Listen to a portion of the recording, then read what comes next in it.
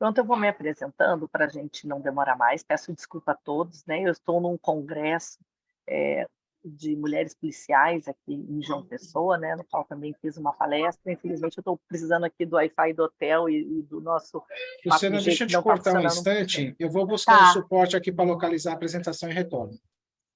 eu já passei para você no teu Tá bom. WhatsApp, Ah, tá bom, tá? peraí só um minutinho. Tá? Porque eu só não vou conseguir passar sozinha, porque como eu não estou no computador, na internet, aqui no celular eu não consigo. Mas, de qualquer maneira, eu já vou começando, tá bom? Então, boa noite a todos. Meu Combinado. nome é Luciana Brungari, né? Eu sou policial federal há 20 anos já. Sou especialista em direitos humanos e políticas públicas para crianças e adolescentes. Também tenho um curso de capacitação de exploração sexual infantil pelo Instituto Interamericano del Niño, na Linha e Adolescentes, pela Organização dos Estados Americanos, né, que tem sede no Uruguai. Tenho vários cursos nessa área de combate a crimes de abuso sexual infantil, principalmente de compartilhamento de imagens e vídeos, crimes conexos. Já trabalhei muitos anos nessa área, porém agora o meu foco é mais voltado a políticas de prevenção e proteção a crianças e adolescentes. Sou diretora do Sindicato dos Policiais Federais no estado do Paraná e também faço parte do projeto Protec e Observatório, que é vinculado à Universidade Federal do Estado do Paraná, que visa a proteção de crianças e adolescentes, principalmente voltada a crimes cibernéticos, no âmbito cibernético, né? Então, eu sempre começo as apresentações falando a máxima que é sempre preciso de uma aldeia, de toda uma aldeia, para cuidar das nossas crianças e adolescentes. Por quê? Onde há criança e adolescente, ela é responsabilidade de toda uma sociedade, né? Todos nós temos o dever de cuidar das nossas crianças. Nós temos hoje também a nossa rede de proteção, que é formada por órgãos públicos e privados, e também entidades da sociedade civil organizada, ONGs e afins, órgãos de saúde, Ministério Público, órgãos de polícia, órgãos de justiça, todos esses órgãos e a comunidade em geral fazem parte de toda uma rede de proteção, incluindo conselhos tutelares e também os CRAS, CREAs de atendimentos psicossociais a essas crianças e adolescentes. A nossa proteção integral a crianças e adolescentes, quando eu falo da proteção integral de crianças e adolescentes, é dever de toda a sociedade, isso está no nosso ordenamento jurídico, tanto na nossa Constituição Federal, de 1988, quanto nas convenções de direitos de criança e do adolescente de 1989, e várias outras convenções dos quais o Brasil é signatário, e também no nosso Estatuto da Criança e do Adolescente. Isso, já partes lá. Isso, pode passar. Aí podemos ir lá para o iceberg. Aí a gente vai falar um pouquinho da internet, né? Do iceberg. Eu gosto de usar esse exemplo do iceberg para a gente falar tanto da internet aberta quanto da internet segura. Quando a gente fala na internet, na surface web, nós temos ali as redes sociais, as aulas escolares, reuniões de trabalho, as pesquisas, né? Então, na internet, nos traz muitas coisas boas, a possibilidade que nós tivemos de assistir aulas, palestras, de eu procurar lá um jogo preferido, um esporte preferido, um filme, porém, ela também nos traz pessoas, indivíduos, né? Eu gosto de deixar bem claro que o problema não está na tecnologia, mas sim nas pessoas que fazem mau uso da tecnologia, que usam a tecnologia, a internet, para o cometimento de crimes, né? Então, nós temos ali, lá no final desse abismo, lá o material de abuso sexual infantil, que é compartilhado, tráfico de armas e drogas, homicídios, incitação ao terrorismo. E agora nós podemos ver, com toda a sociedade pôde ver, que nós tivemos uma tênue avanço que entre a Surface Web e a Deep Web, ou Dark Web, nós tivemos crimes e várias postagens de citação ao ódio, de desafios perigosos relacionados a crianças e adolescentes e também de incentivos a crimes, como, por exemplo, os ataques nas escolas, né, que foram comuns agora no mês de abril. Aqui eu trago dados para vocês que falam, por exemplo, que esses dados me assustam bastante.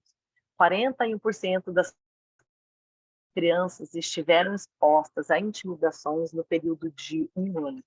Quais são as ameaças mais comuns dessas crianças? Conteúdo inadequado, violências, bullying, contato com pessoas perigosas, aliciadores, acesso à pornografia, discursos de ódio, aqueles desafios lá da baleia, desafios de automutilação, incitação ao suicídio, entre outras ameaças que essas crianças e adolescentes puderam ter acesso, né? O próximo.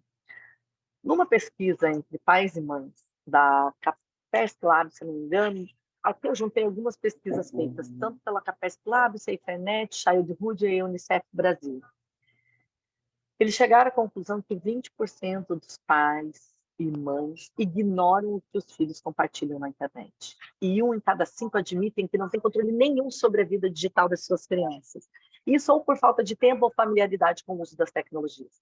E o dado que eu acho mais grave de todos é que 55% desses pais e mães acham que, em nenhum caso, a internet poderia apresentar qualquer tipo de ameaça à integridade física ou psicológica, né, dos seus filhos.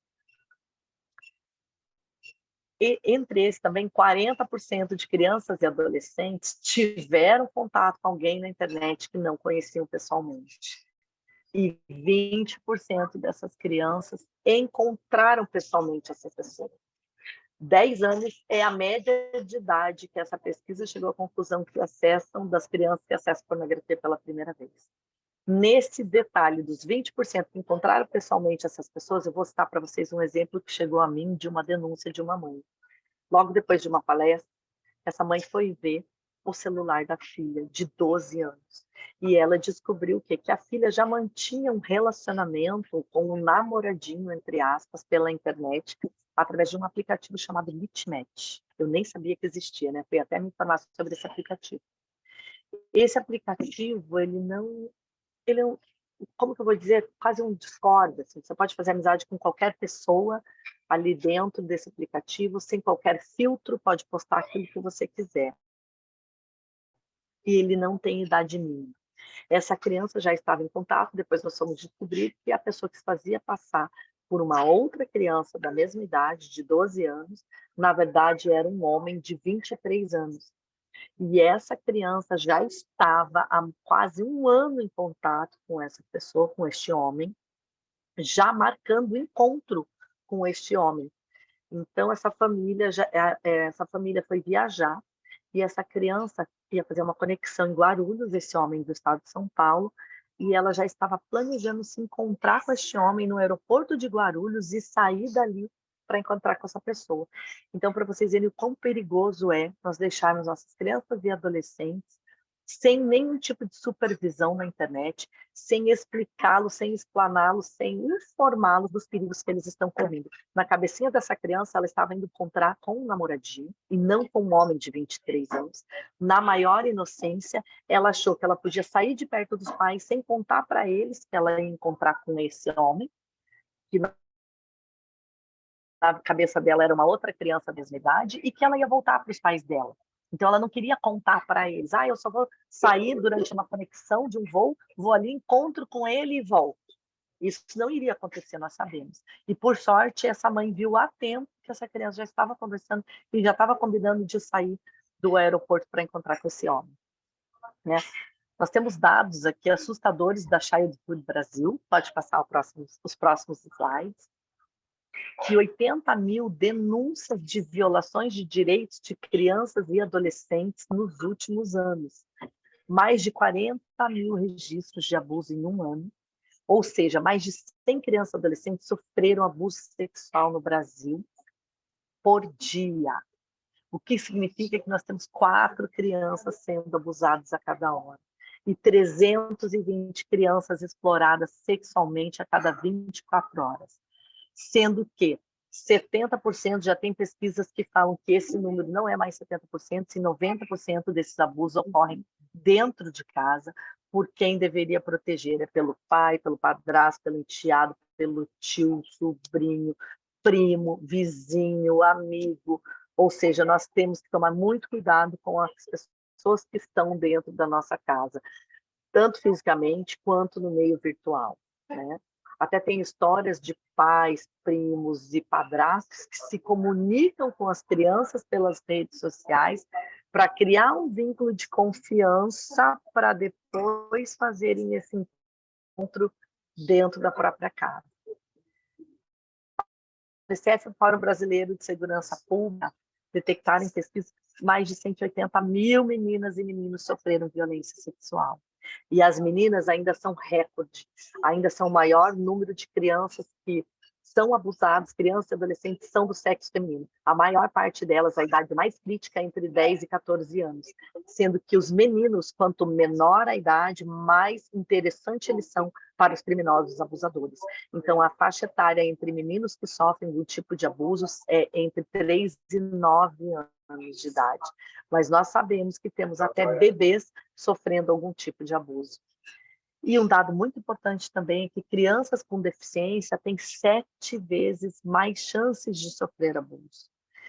Primeiro, porque algumas dessas crianças têm um pouco mais de dificuldade para relatar aquele abuso que ela está sofrendo ou aquela violência que ela está sofrendo.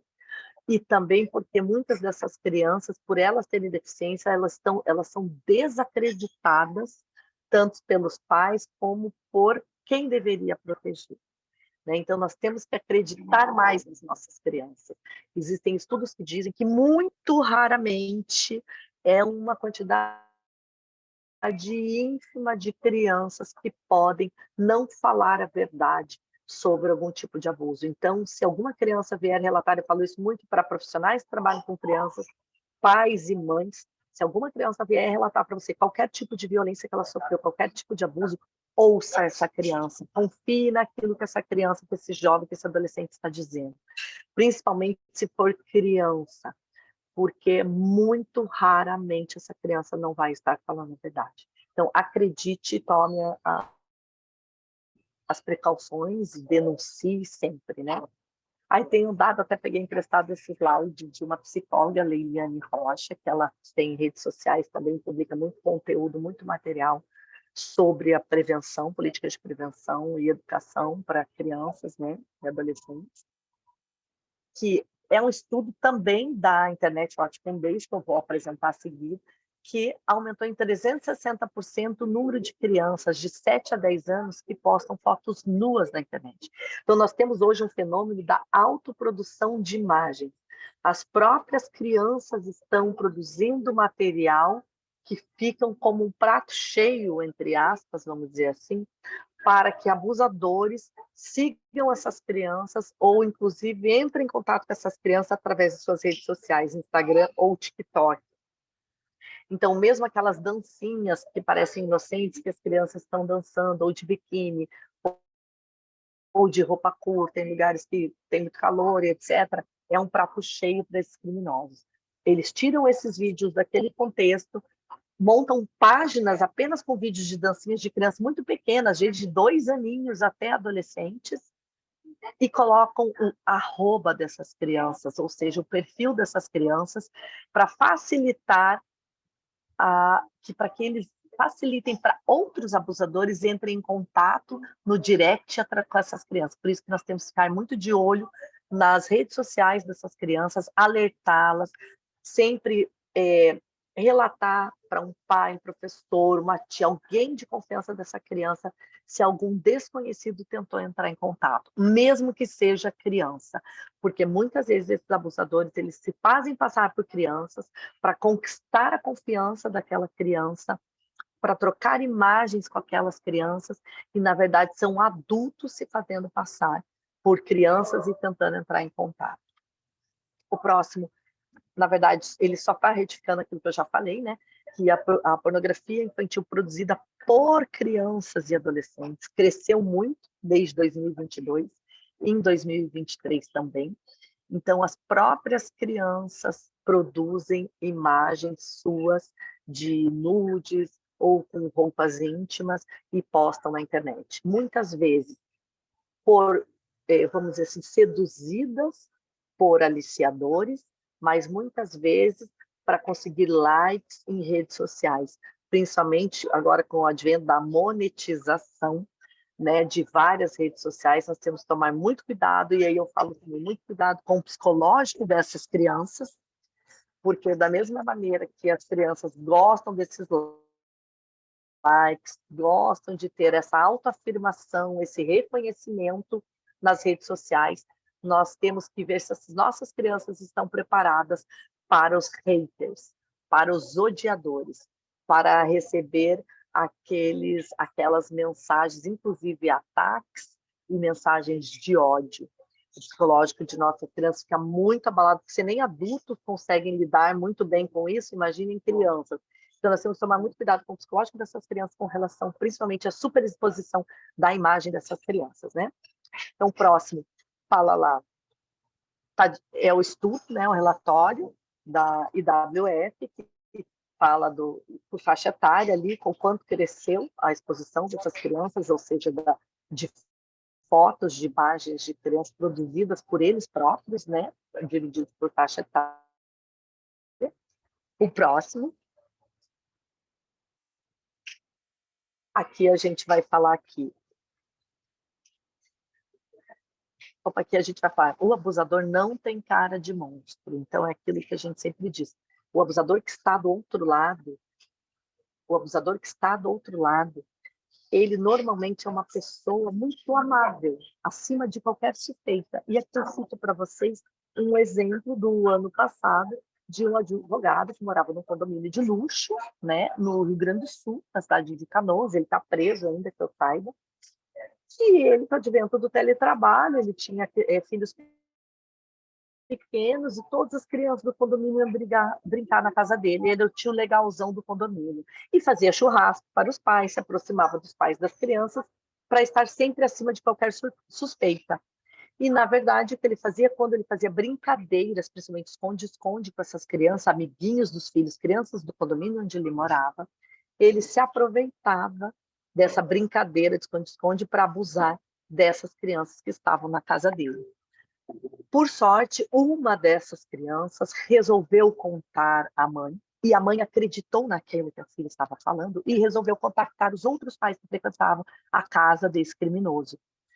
E várias mães não acreditaram, foram conversar com as suas filhas, foram perguntar e questionaram ainda essa mãe. Nossa, mas tem certeza? Mas puxa, ele não acredito. No final das contas, a importância de você acreditar na palavra da criança. No final das contas, esse abusador tinha abusado de várias crianças, foi cumprido o mandado de busca e prisão na casa dele. Ele foi preso em flagrante com mais de 10.000 vídeos e imagens de abuso sexual infantil no seu computador da casa. E era uma pessoa acima de qualquer suspeita no condomínio. E hoje, né, saiu nos jornais já a quarta mãe presa, porque era uma outra coisa que eu ia falar. Nós temos poucas mulheres, mas temos mulheres hoje criminosas também nesse tipo de crime de abuso sexual infantil, mas a grande maioria ainda são homens. Eles não têm cara de monstro, como eu falei, eles não têm profissão, eles não têm idade, pode ser qualquer classe social, pode ser o seu colega de trabalho, pode ser o seu vizinho, seu primo, seu tio, seu irmão, seu pai. Né? Porque é muito comum avós abusarem de crianças. É lógico, eu estou falando aqui para todo mundo se acessar e ficar, poxa, ficar neurótico. Não é nada disso. Mas que nós temos, sim, que nos atentarmos para os sinais que as crianças apresentam, para o que elas nos dizem. Né? Então, vamos acreditar nas nossas crianças. Se uma criança não quer ficar dando beijinho no tio, não quer sentar no colo do vizinho, não permita que ela sente. Se ela não quer, ela não se sente confortável, vamos respeitar as nossas crianças. Não vamos obrigar a criança a sair beijando todo mundo. Nós, adultos, quando nós não queremos, nós não saímos beijando todo mundo. Nós não saímos sentando no colo das pessoas quando nós estamos em um evento, em uma festa, em um encontro. Então, vamos respeitar as crianças também. Quando elas não se sentem confortáveis, é porque elas não estão bem ali. Pode estar acontecendo alguma coisa, mas pode ser simplesmente a criança não querer. Nós temos que respeitar a criança, certo? O próximo é abuso infanto-juvenil, né? Precisamos falar sobre isso, nós já estamos falando lá desde o primeiro slide, porque é um tema que muita gente não gosta de falar, Eu sei porque eu tenho amigas que falam, Luciana, eu não gosto de assistir as suas lives, me faz mal, mas ela é necessária. Eu sei que é um assunto ruim, é um assunto denso, mas a única maneira, eu falo assim, nós, policiais, nós não podemos nos especializar nas vítimas. Nós precisamos nos especializar em não ter vítimas, em educar, em passar informação para diminuir o número de vítimas, para que nossas crianças e adolescentes deixem de ser vítimas. Como é que nós podemos fazer isso? Com informação, com supervisão e com um vínculo de confiança entre pais, filhos e professores. Nós explicarmos, deixarmos claras algumas regras e alguns perigos que essas crianças podem encontrar para que elas mesmas possam se autoproteger. As crianças estando cientes dos perigos que elas podem encontrar nas redes sociais, nos joguinhos que elas frequentam, elas mesmas podem se autoproteger. Hoje mesmo, e não só estou falando de abuso infantil aqui, hoje mesmo acabei de assistir uma palestra de vocês até, onde uma policial está relatando que um grupo de alunos foi fazer um trabalho sobre religião, escolheram o islamismo. Eu acabei de ouvir essa palestra e foi assustador ouvir isso também, que foram cooptados por grupos terroristas e já estavam indo embora da cidade, né, para Foz do Iguaçu, para atender a um pedido de um grupo terrorista. Ou seja, nós temos que cuidar muito para que nossos filhos não sejam vítimas de abusadores, de aliciadores na internet, mas também para que eles não sejam os criminosos. Principalmente com esse advento das escolas, nós tivemos muitos adolescentes apreendidos no Brasil todo com relação ao advento das escolas. Não podemos ser negacionistas achando que nunca vai acontecer com a gente ou nunca vai acontecer na nossa escola. Nós precisamos estar preparados, nós precisamos agir preventivamente, nós precisamos fiscalizar nossos filhos. Eu não consigo, como mãe, eu sei que eu sou mãe de 4 filhos, eu sei que não é fácil, mas eu não consigo entender como uma criança, um adolescente jovem, passa 2 anos trancado dentro do quarto, planejando um ataque numa escola onde ele já tem machadinha, ele já tem marreta, ele tem martelo, facão dentro do quarto, máscara e um plano, e os pais nunca viram. Como esses pais não entraram dentro do quarto desse adolescente nem para limpar esse quarto, sabe? Então, quer dizer, nós não podemos... entra muito assim, eu respeito a privacidade da criança, mas a privacidade daquela criança adolescente não está acima da vida dela e muito menos da vida de um terceiro. Então, nós temos que respeitar a privacidade das crianças desde que essa criança não esteja colocando a vida dela ou de outra pessoa em risco, né? Então, é uma linha muito tênue. Aqui é um pouco como os criminosos atuam, dá para a gente passar um pouquinho mais rápido essa parte, né? Eu já falei um pouquinho que o abusador não tem perfil definido, ele pode ser qualquer pessoa, de qualquer idade, classe social ou profissão. Eles pesquisam crianças que têm pouca ou nenhuma supervisão, ou seja, durante a madrugada, seu filho passa a noite acordado na internet, tome cuidado, porque ele é uma presa fácil para criminosos de qualquer tipo de aliciadores. Eles sabem que se uma criança está da meia da manhã na internet é porque ela está sem fiscalização, porque ela está sem nenhuma supervisão de um adulto. Eles normalmente usam perfis falsos, como eu já dei o exemplo para vocês, da menina que já estava se encontrando com um rapaz, tá? E é uma família de classe média alta. Então, a gente não pode achar que isso não acontece no nosso meio, na nossa meio social, na nossa classe social, na nossa escola, seja ela qual for. Como eu falei, não tem classe social. Eles se fazem passar por crianças e basta a criança aparecer uma imagem. Essa criança não precisa nem estar nua. Ela pode estar com uma roupa íntima ou com um biquíni. Ele já sabe como usar uma linguagem ludibriante e ameaçar essa criança, fazer com que essa criança faça atrocidades para ele, obedeça a ele, vire um escravo desse criminoso pelas redes sociais. Muitas vezes essa criança está fornecendo imagens e cometendo abuso consigo mesma de dentro do seu próprio quarto, sem que seus pais saibam. né? Então, basta eles terem uma imagem, eles ameaçam, falam, eu vou matar seus pais, eu vou colocar essa foto no outdoor, eu vou colocar no grupo da sua família, eu vou colocar no grupo da sua escola, você vai morrer de vergonha. Então, a criança acaba se automutilando.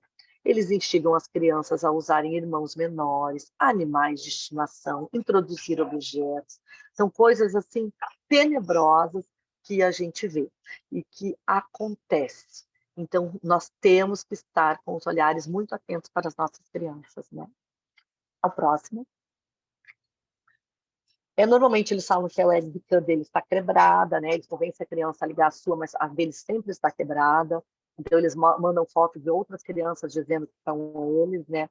Eles começam a abordar temas sexuais com crianças de uma forma bem sutil, delicada, muitas vezes através até de histórias infantis, para que a criança entre na dele e não veja maldade naquilo, né? Aí essa parte que eu já falei, que eles ameaçam os pais. Os próximos slides, pode passar? Pode passar. Os próximos slides eu falo aqui eu dou alguns exemplos, né? Porque muitas vezes quando eu faço algumas palestras, as pessoas não acreditam que existe. Aqui está um caso, até no slide anterior a esse, está o caso do advogado que eu falei, de Canoas, no Rio Grande do Sul. Ele foi condenado pelo estupro de 3 crianças que moravam no mesmo condomínio de luxo que ele. Então, um vizinho muito legal, amigo dos pais dessas crianças, acima de qualquer suspeita. Aí eu tenho ali o estudante de medicina que usava joguinhos. Hoje em dia eles usam tudo, até o Spotify, que é um aplicativo de música, eles conseguem pedir para que essa pessoa, para que as crianças compartilhem uma imagem, porque no Spotify você pode colocar uma capa no disco, naquelas músicas. Eles pedem para que essa criança ou esse adolescente mande uma imagem e eles conseguem compartilhar até através do Spotify. Então, eles usam assim de artimanhas inimagináveis, inclusive através de joguinhos, né? Então, aqui são exemplos, né, de notícias, inclusive de bebês, né? Hoje saiu uma notícia, já tem um empresário também do Rio Grande do Sul que está preso desde abril. Hoje foi presa a 4ª mãe que oferecia suas crianças. Até o momento identificaram 6 crianças que esse empresário pagava uma mesada para essas mães para que ele pudesse sair com essas crianças. Inclusive, uma mãe que foi presa, ela entregava o bebê de 1 ano e 8 meses para que fosse abusado.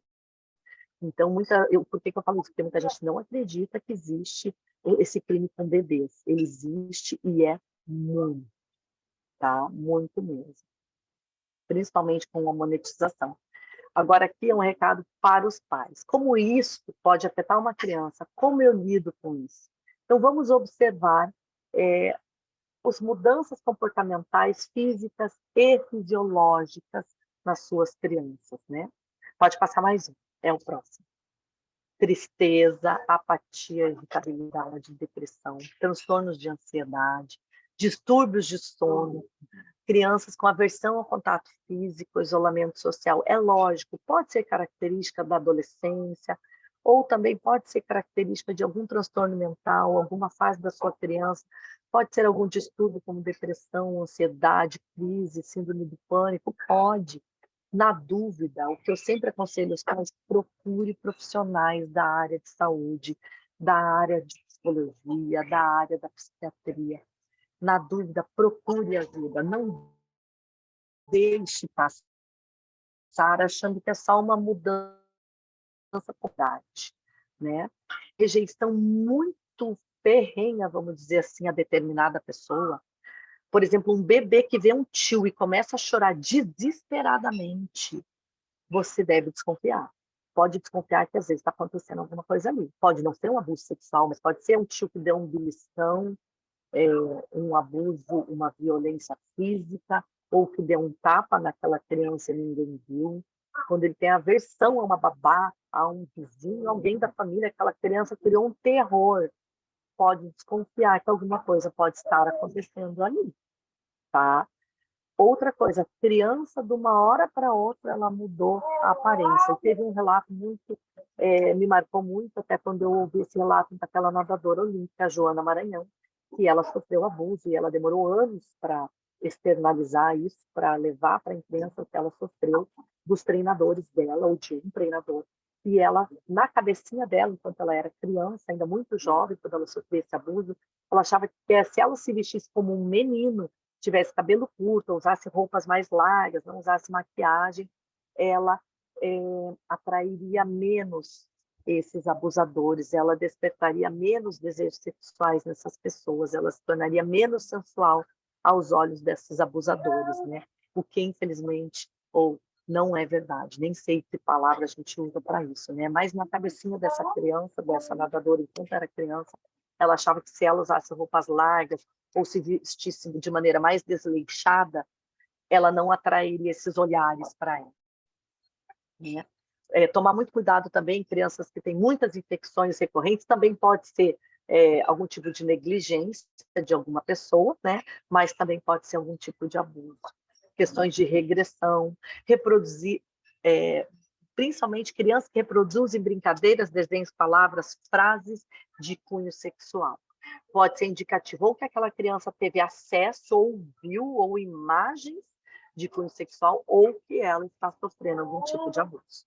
Né? Pensamentos destrutivos podem ser indícios de abuso ou também de depressão ou algum tipo de transtorno mental. Nós temos que ficar muito de olho. E evitar proximidade excessiva de desconhecido. Por exemplo, tem um relato também de uma criança de 9 anos em Brasília, um menino, que o treinador se oferecia para levar ele no futebol, porque ele ia sair do futebol, porque ele queria, e amanhã eu não tenho mais condições de levar, ele não quer mais ir, mas o treinador não, pode deixar, eu venho buscar, faço questão de buscar ele em casa. Porque uma pessoa desconhecida vai desviar a sua rota e ir até a casa dessa criança, que era longe da casa dele, para buscar ele para levar no treino. Tinha um motivo. O motivo é que durante o percurso, esse treinador abusava dessa criança e a mãe levou muito tempo para descobrir. Então, uma pessoa que se oferece, desconhecida, dá aqui o seu bebê, você quer que eu te ajude? A gente sabe que as mães, pais, às vezes estão cansados e querem realmente uma ajuda de alguém para cuidar de seus filhos. Tomem cuidado. Tomem cuidado. Eu sei que tem pessoas que oferecem por bondade, mas nós devemos desconfiar sempre. Eu tenho um desconhecido que eu estou no ambiente, se oferece para eu trocar a fralda do meu bebê. Para quê? Não vou deixar a pessoa trocar a fralda do meu bebê sem supervisão. Eu não vou deixar a minha criança dar uma volta com uma pessoa que eu não conheço sem supervisão, certo? Então, tomem cuidado. Tomar muito cuidado, lógico, vários desses sinais não querem dizer necessariamente que as crianças estejam sofrendo abuso, mas podem detectar alguns outros sinais de transtorno mental. A educação digital, eu acho que já teve palestras que falaram bem mais, né, com um know-how muito melhor que o meu, para falar muito dessa parte de tecnologia, mas aqui eu falo muito que a educação deve se basear principalmente na comunicação com os seus filhos, no vínculo afetivo de confiança, na informação, ou seja, você munir a sua criança, o seu adolescente, com o maior número de informação possíveis para que, a partir da idade que ele já consiga se autoproteger, que ele já possa dizer não, que ele já possa te relatar que alguma coisa, opa, isso aqui não está muito bem, né? E observação, observe a sua criança, observe o seu adolescente, observe os seus comportamentos, né? Aí eu falo também, proibir simplesmente, não, mas meu filho tem 12 anos e não tem celular. Grande coisa. Ele vai dormir um dia ou vai na escola, vai pegar o celular do amiguinho e vai ter contato. Então, o ideal não é, não quero que tenha celular. Lógico, a gente não precisa dar celular para uma criança de 2 anos, 3 anos, até porque a Sociedade Brasileira de Pediatria recomenda que não se tenha telas, 0 telas até 2 anos de idade, né? E que até os 6, dos 6 ao 12, seja o mínimo possível, ou seja, de 1, no máximo 2 horas. A gente sabe que isso não é a realidade de muitas famílias, mas nós temos que prevenir, educar e informar, e não simplesmente proibir sem dar nenhuma explicação, porque a criança vai ter curiosidade e ela vai ter acesso. O ideal também é estabelecer regras fáceis, básicas e fáceis de entender. Eu tiro o celular do meu bebê, mas eu, como adulta, eu tenho a obrigação de dar alguma tarefa para ele fazer. Não é ele que tem que caçar alguma coisa para fazer por si só. Eu vou dar um desenho, um livrinho para ele pintar, um brinquedinho para ele montar. Cabe ao adulto oferecer alguma coisa àquela criança. Como a gente faz para se proteger?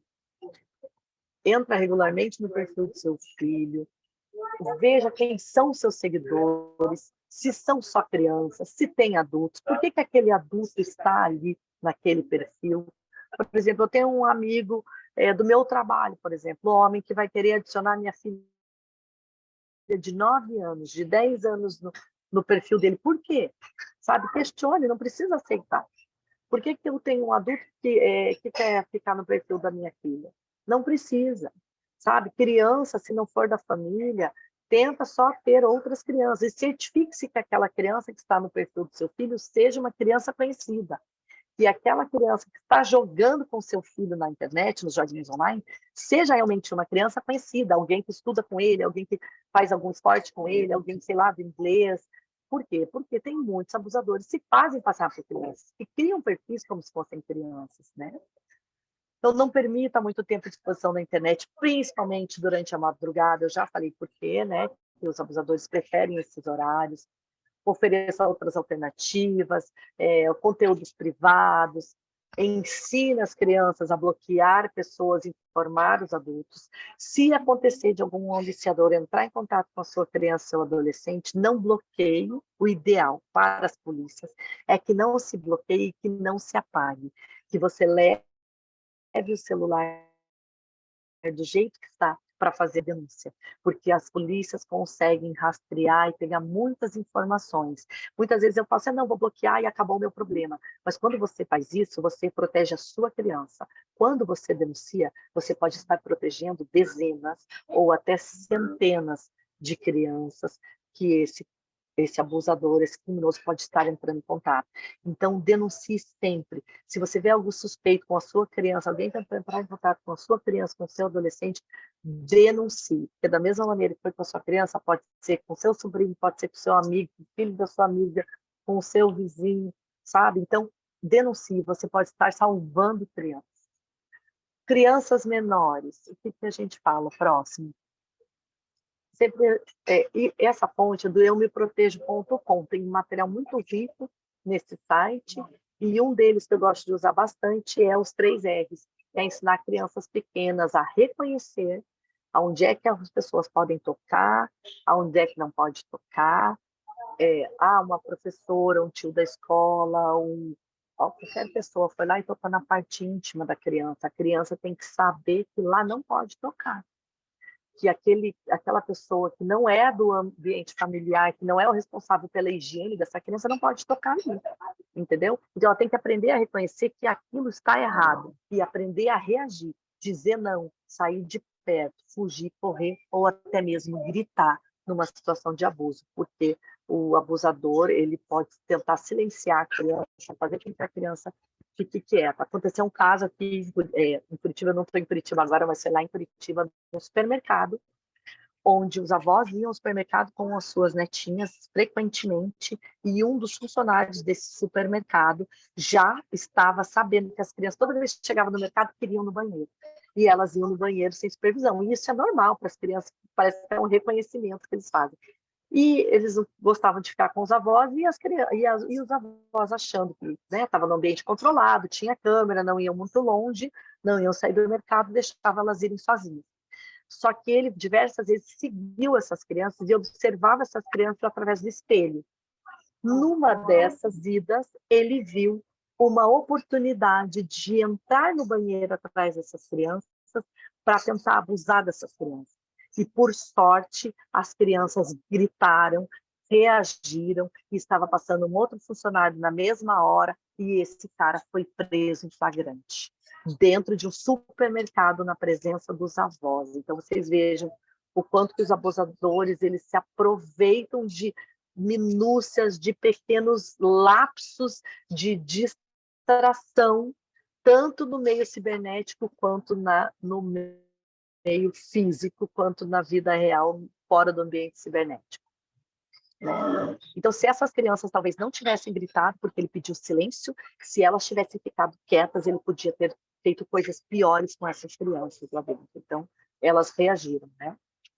Uma outra coisa importante, para quase finalizando aqui, que eu gosto de falar principalmente profissionais, professores, pais, né, tios, etc., que tem contato com crianças, se você foi escolhido por uma criança para que ela faça uma revelação espontânea para você, como eu vou agir? Não fale para a criança jamais, assim, não, espera só um pouquinho, eu vou chamar fulano para ouvir junto comigo. Nunca. Não questione essa criança. Deixe essa criança falar. Ouça essa criança com atenção, com educação, com interesse naquilo que ela está falando. E depois, assim que possível, escreva, relate, grave um áudio para você mesmo, é lógico que não da criança, mas um seu, para que você não esqueça tudo que ela te falou. E imediatamente denuncie. O importante é que essa criança, quando ela tentar te relatar alguma coisa, é que ela se sinta acolhida, ouvida, amparada, né? Nunca questione o que a criança está contando. Nunca tente responsabilizá-la pelo ocorrido, por exemplo. Ah, mas será que não é coisa da sua cabeça? Ah, mas será que não foi só uma brincadeira? Entendeu? Se isso já é muito ruim quando uma mulher vai relatar uma situação de violência doméstica, imagine para uma criança que vai se sentir culpada. Muitas vezes a criança vai contando, mas ela sabe ou não que ela vai relatar um abuso, às vezes, do pai, de uma pessoa com quem ela tem um vínculo afetivo. E ela sabe que aquele pai, que aquele tio, que aquele padrasto, enfim, pode ser preso. Então, ela pode voltar atrás. Quando ela resolveu contar, por favor, acolha. Você vai estar salvando a vida dessa criança. Uma outra coisa muito importante de se falar é que durante uma denúncia você não precisa ter certeza, não cabe ao denunciante a investigação. Existem órgãos de direito que vão fazer essa investigação. Você não precisa ter certeza. Você pode denunciar, você pode inclusive fazer denúncias anônimas, né? Deixe essa criança falar e imediatamente denuncie. Você pode estar salvando uma ou muitas crianças. E também nós devemos falar que a omissão é crime pelo nosso ordenamento jurídico. Eu deixar de denunciar, se alguém chegar a mim e souber que eu sabia que aquilo estava acontecendo, isso é crime. A omissão é crime no nosso ordenamento jurídico, né? Pronto, próximo. Então, aqui é o que eu falei, né? Ouça com atenção, não faça perguntas, deixe a criança falar, não interfira no relato dela, registre imediatamente e denuncie para a gente evitar a revitimização. E aqui eu deixo para vocês, para quem tiver interesse no assunto, nós temos no Paraná a campanha Defenda-se, do Centro de Defesa da Infância do Grupo Marista, no qual a psicóloga Cecília Landarim Heleno é uma das responsáveis. Ela é ótima, excelente, tem um material muito rico no site deles, então para quem tiver interesse. E aqui eu deixo alguns canais de denúncia nacionais para vocês, que é um dos nossos principais objetivos após cada uma dessas palestras, eu falo, é que vocês se conscientizem da importância da denúncia, da importância de conversar com seus filhos, sobrinhos, enfim, qualquer criança que você tenha acesso, da denúncia, que nós podemos estar salvando vidas, e a partir de cada palestra a gente salva uma criança, nosso propósito de vida já valeu, né? Então, diz que sim, o nosso pronto-socorro dos direitos humanos é um dos principais canais de denúncia. Nós temos também o WhatsApp 61, o Telegram, que você tem um bot no Telegram, que você pode fazer denúncia por ali. Nas grandes maiorias das cidades tem o Disque 180, que é uma central de atendimento à mulher em situação de violência. Próxima. Nós temos também o 191 da Polícia Rodoviária Federal, que tem um projeto maravilhoso, que é o MAPEAR, de denúncia de exploração sexual nas rodovias federais de todo o Brasil. O Fala BR, normalmente, site da Seju, são as denúncias que vêm para a Polícia Federal. A SafeNet, também, qualquer tipo de denúncia de direitos humanos, qualquer tipo de violação de direitos humanos. Você pode denunciar não só abuso, mas crimes de ódio, de racismo, etc. Você pode denunciar pela SafeNet. E também violações de direitos humanos através da ONU, da OEA, que é a Organização dos Estados Americanos, da OIT, que é a Organização Internacional do Trabalho. Ali tem o link, né? O site que vocês podem denunciar. E alguns canais de denúncia estaduais municipais, 190, acho que todos os estados é o da Polícia Militar. No Paraná, o da Polícia Civil é o 97, eu não sei se todos os estados é o mesmo número. Também, como eu vou dizer, no Paraná, 153 é da Guarda Municipal e 156 no Conselho Tutelar. Mas esses canais podem mudar. E centrais de atendimentos, né, nas delegacias especializadas, eu falo, não deixe de denunciar. Denuncie em todos os canais disponíveis. Disque 100, polícias, Ministério Público, Judiciário. Alguém vai fazer alguma coisa. Defensoria Pública. Sempre denuncie no maior número de canais que vocês puderem. Aí o próximo, eu termino a minha fala aqui com proteja. Você sempre pode salvar uma vida, né? Nunca se cale, não deixe de denunciar. Eu já passei para vocês, existem inúmeras maneiras de denunciar, que nós podemos, o último slide eu deixo meu contato, né? Vamos lá, último, mais um. Aí, juntos nós podemos parar a violência contra crianças e adolescentes. Aqui eu deixo meu contato, meu e-mail, telefone, meu Instagram, onde a gente pode, né, se alguém tiver alguma dúvida, ou quiser material, ou até mesmo perguntar como que eu faço alguma denúncia, eu posso orientar melhor por ali, porque eu sei que estou aberta a perguntas agora, né, Marcos? Eu sei que muita gente não gosta de falar desse assunto em público, mas se quiser me procurar depois no direct ou no WhatsApp, pode me procurar, estou à disposição. Não, Luciana, muito obrigado mais uma vez, né, de trazer todo esse conteúdo. Como você mesmo disse, muita gente não gosta de escutar, mas eu acho que é muito bom ter essa clareza de que acontece aqui do nosso lado, né? Muita gente Sim. acha, isso eu nunca vi, não acontece. Não, acontece sim. E E há muitas muito. vezes, e a grande maioria das vezes, são com pessoas conhecidas, né? Sabemos que não é a cara que denuncia um criminoso. São essas pequenas coisas que você falou de identificação que pode nos alertar. E aí sim, uma outra coisa muito importante, você não precisa ser a pessoa que condena, né? Aciona quem é a pessoa responsável por investigar esse crime, mas denuncie, e aí esse papel é com a polícia. Então, assim, todo mundo alerta, Exatamente. isso realmente acontece, ande de olhos abertos, né? Não só dentro de casa, mas como onde você frequenta, né? No condomínio, no clube, não importa onde, qualquer coisa que te levante um sinal, denuncie. Aí é com a polícia. Se vai resolver ou não, não é mais com você. Mas isso é, como você mesmo disse, está na lei. Proteger a criança é lei. Você precisa proteger a criança e o adolescente. Então, muito dever de obrigado toda a mesmo. sociedade. Sim, de toda a sociedade. Agradeço muito aí todo esse conteúdo que você trouxe mais uma vez aqui no Tech Kids Day. E fica o contato, então, pessoal, da Luciana aí, quem precisar de alguma coisa, sempre muito importante a gente ter a quem procurar numa situação de emergência desse tipo. Então, mais uma vez aí, todo o agradecimento de toda a equipe, viu? Parabéns a vocês pelo evento. Peço desculpas mais uma vez pela atrapalhada aqui da internet, do Wi-Fi, enfim, né? Mas no final deu certo, graças a Deus, né? Estava morrendo de medo de que não desse certo, porque quando a gente está fora de casa, a gente se prepara para uma coisa, foge um pouquinho do nosso controle.